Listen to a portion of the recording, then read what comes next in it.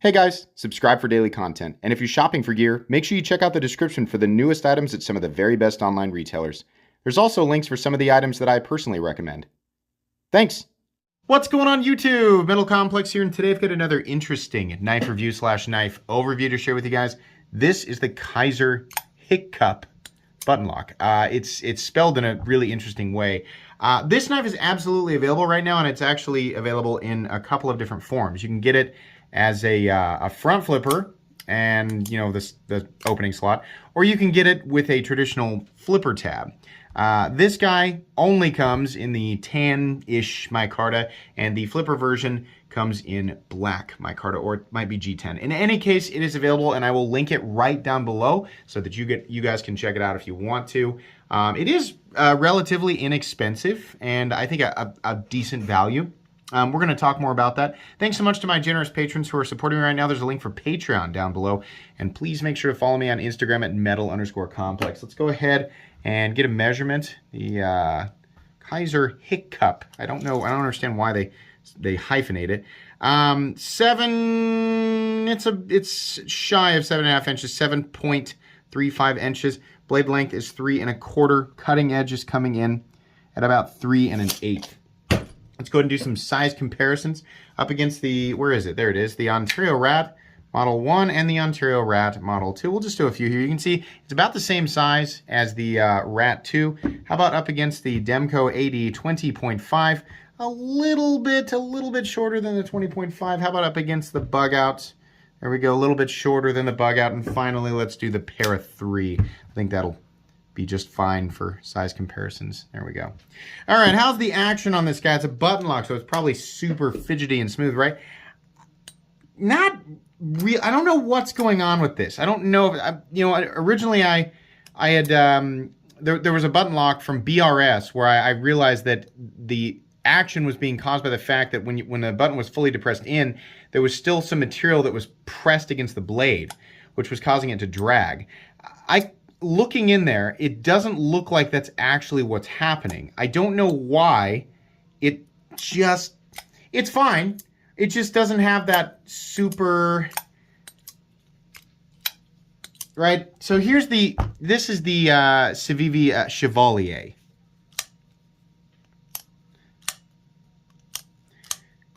That's what good button lock action on a budget knife feels like to me. This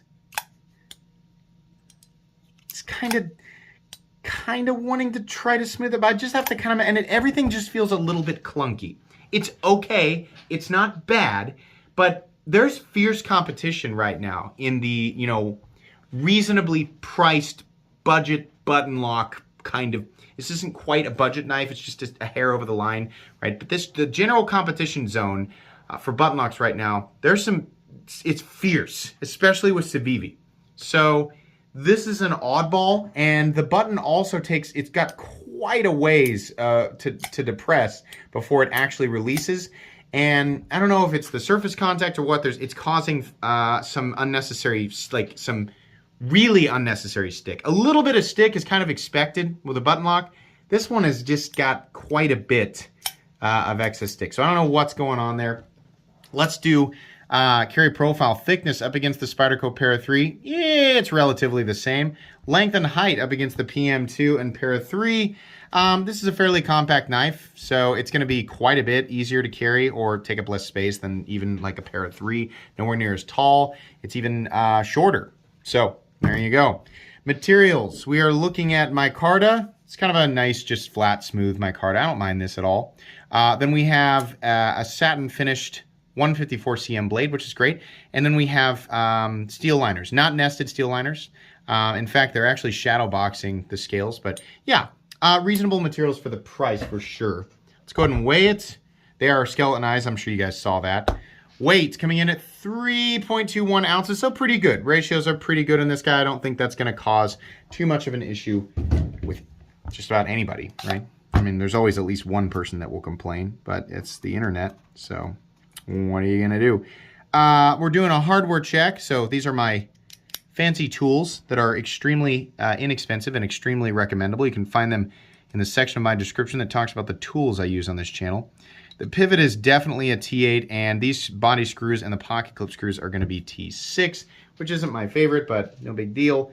The hardware is minimal. There's just a couple of body screws on each side and then some pocket clip screws. So yeah, just make sure you've got a place to put your hardware and quality tools, and you should be good to go. Let's go ahead and measure blade stock thickness here. So, whoops, probably won't stand all the way up on this background. I'm trying out new background material, so it's kind of hard to get a knife to stand up on it, but the camera likes this better. Pretty darn thin blade stock at 107 thousandths. Yeah, I'm right on the flat of this. So there you go. We're in the right. Yeah, that's correct. So pretty darn thin. Okay, so Kizer has a few button locks. They have the Assassin, which I thought was pretty good. That had a better action, had a better feeling button. Still not quite as good as what Civivi's doing and a couple of other companies.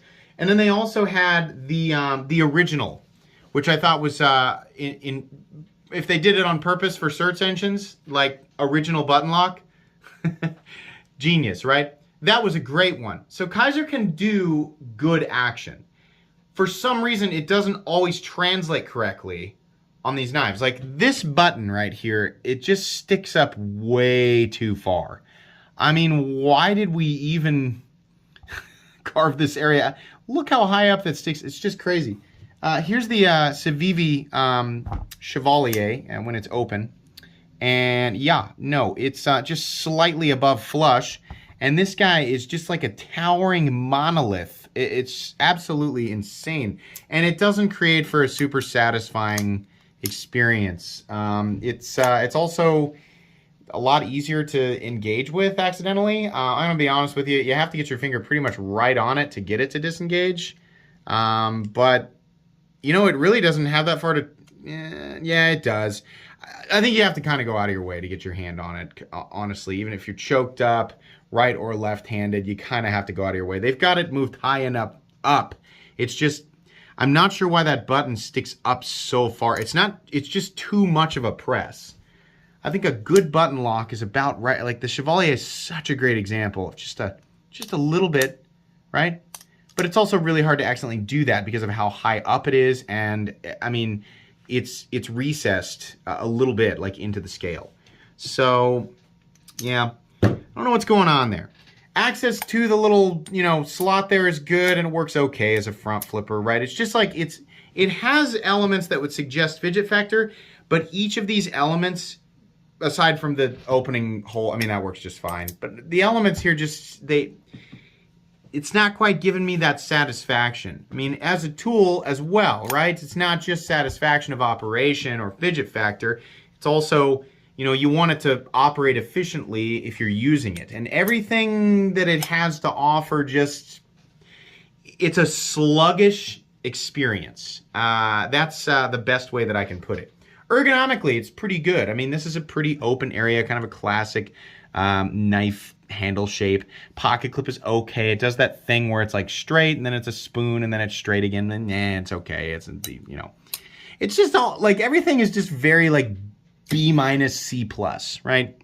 Satin finished blade kind of looks weird because it widens out up here and then goes back down. So modified drop point or whatever, the blade shape police will get after me for calling it this or that. Kizer satin finish is okay. I think this knife, like pretty much all of their knives, would look better with their tumbled finish. The actual cutting geometry, I think this does get reasonably thin. I've been doing this a lot more lately just because I'm always curious with every knife, and my, feeling it out is nowhere near as reliable as actually feeling while it's cutting. So it's about where I expected it to be. It's not an absolute laser beam. Cutting paper doesn't prove much, but it's, as far as how the blade interacts with a material like paper, it's not absolutely like lasering through it. But it is definitely a better experience than slicing with an XM18, right? So yeah, day-to-day stuff, it'll be perfectly fine. I don't think the average person will be bothered by the blade geometry. You're gonna be able to break down cardboard boxes, open packages, cut zip ties, etc. It says Kizer on the blade, and because it is a Kizer, there will be some elongated code on the back that we don't need to be there. V3606C1, okay. And then it says Hic-Cup. Is there a reference I'm not? I don't know. It doesn't need to. We don't need to see the name of the knife on the blade. We just don't need to. But they did that, and they put it in the most basic font you've ever seen. It just looks like it makes it look even more so like they didn't care. Kizer is capable of making some amazing stuff, and this just seems on paper like a good idea.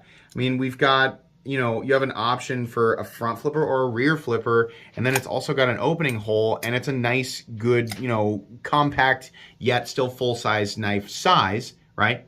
And it's a button lock. And then just everything was just kind of like, bleh. Like, well, the execution was subpar. Actual fit and finish is good, right? Like the final cutting bevel is even. The blade, like the flats are even on both sides. Seating of the hardware is good. The liners and the scales and everything, nothing is wonky, nothing's off. It's all looking good, right? And I am a big fan of 154cm. That's an excellent steel to get around the $80 mark. A couple of standoffs back here, and we have a lanyard hole that's there for lanyard people. Deep carry pocket clip with recessed screws. You can also take that clip and put it on the other side, so if you're left-handed, right, you want to operate this with your index finger, you can do that. Lots of stick right there. It sounds crazy, right? I'm complaining. I'm like, I have to push a button really hard to make it go, and I don't want to. I want it to not have to bend. But that is annoying, because like we have. It's not like we've only ever had one good button lock and like everybody else is trying to catch up. No, like ProTech did it really well years ago on a couple of models, and then like a whole bunch of really good button locks came out. And this feels like a solid first attempt after the button lock like just became a thing. That's what it feels like to me. Like it's years old. And it was just their first. I don't know. I don't understand. And maybe I have a bad one, right? I still don't like how far you have to push that button. And I'm guessing there's an unnecessary amount of surface contact on the other side is what's causing the stick, you know. It's a combination of those things. I'm really hung up on that. Pocket clip is meh. So yeah. The stop pin is actually located internal. Sorry, freaking camera thing. You can see that bar right there. It's writing on a channel on the blade. I don't think that's causing the issue, because the stop pin's not going to touch unless it's in the closed or open position, right? So that's where the stops are. Just can't, like, even the opening sounds here.